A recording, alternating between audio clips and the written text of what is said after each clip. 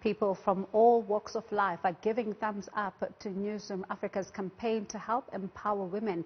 The hashtag Change for Her campaign, you would have seen, of course, the hashtags there on social media, is, of course, calling on government to change South Africa's coat of arms as it does not recognize women. While there has been mixed reviews, rather, including concerns about affordability, many now say it is time for transformation.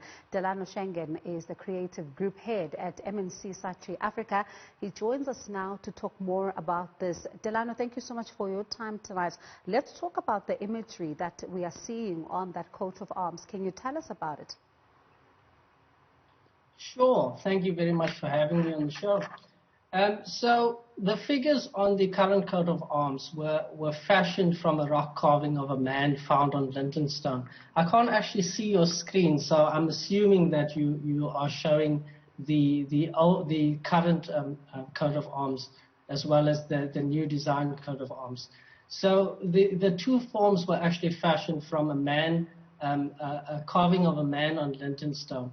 And if we are to represent humanity in its entirety on the coat of arms, then surely we should represent women as equals as well. So we are proposing to change one of the figures for equal representation.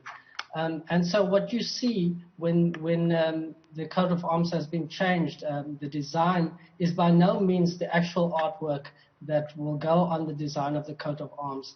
It is merely a representation or suggestion of that. Obviously, if this goes forth, we will consult the experts and the correct people to depict the woman correctly.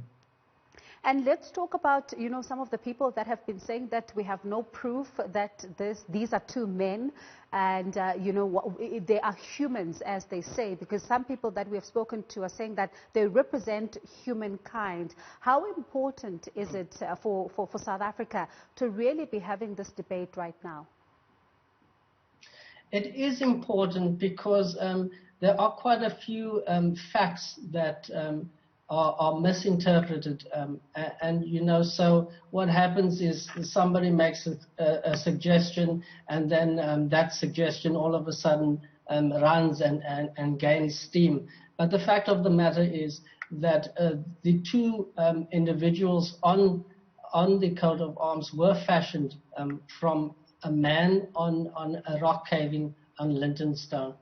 So even though it does say in the heraldry that they are supposed to represent humanity because they do not feature any genitalia, for example, they do, however, and are formed from men. The rock carvings of the Khoisan people depict in many of the rock carvings both genders, male and female. And so the misnomer of the Khoisan only depicting people as you see them on the coat of arms is not correct. And let's talk about then your dream when you were thinking about this project.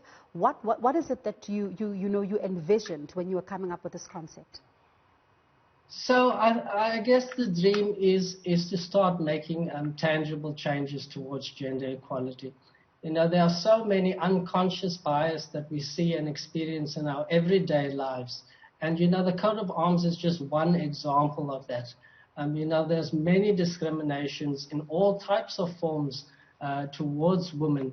And the point of the campaign and the point of the changing of the coat of arms is to talk about these things, to interrogate them, and ultimately change them. And some people are saying that this could cost a lot of money. It's tedious. We really shouldn't be doing this because the country doesn't really have the money to look into such a project and really this huge undertaking. What do you say to that?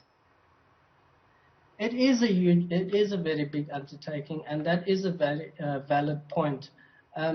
However, this is a symbol. If we really had to think about it and really, consider what this means for us, this as a symbol, the coat of arms represents us all as people, as South African people.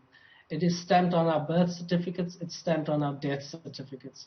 And if we are championing equality in our country and we are saying we are fighting for women, and gender equality, how can we do so if the highest emblem of the state doesn't represent women equally?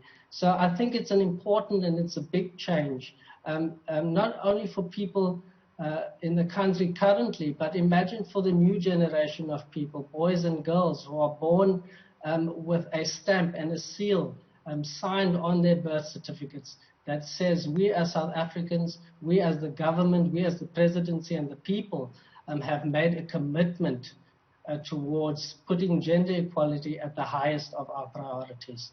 So yes, it is a big task, but it's an important one.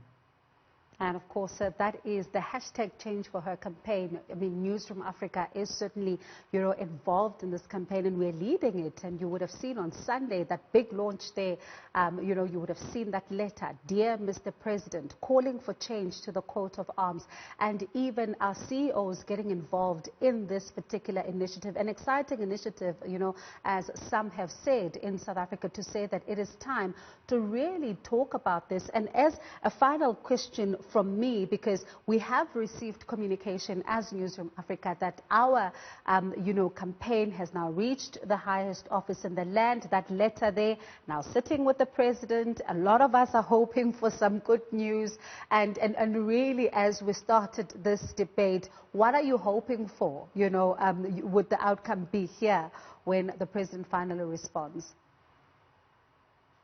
Yes, I guess the outcome of the campaign for all of us is obviously to change the coat of arms, but it is more importantly for us to all acknowledge the all sorts of forms of gender equality or gender discrimination that we are faced in everyday life. The coat of arms, again, is just one example of this. And it is to open the conversation. Let's talk about it. Let's discuss it, but more importantly, beyond that, let's start making real changes, tangible changes.